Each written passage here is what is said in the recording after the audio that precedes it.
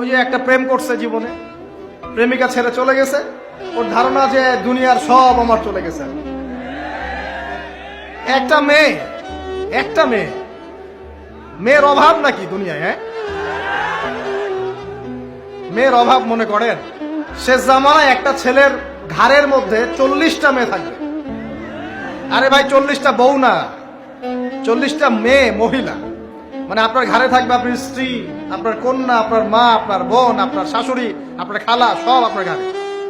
শেষ জামানায় মেয়েদের সংখ্যা আস্তে আস্তে বাড়তে থাকবে, ছেলেদের সংখ্যা আস্তে আস্তে কমতে থাকবে। যুদ্ধ বিগ্রহ বেশি হবে, ছেলে মানুষ একটু বেশি মারা যায় না, বাইরে চলাফেরা বেশি করে, অ্যাক্সিডেন্ট আছে, রোড অ্যাক্সিডেন্ট, এই সেই, যুদ্ধ বিগ্রহ। এমনি গড়াইও ছেলেদের কম, আর ছেলেদের জন্মহার কিন্তু মেয়েদের চেয়ে কম।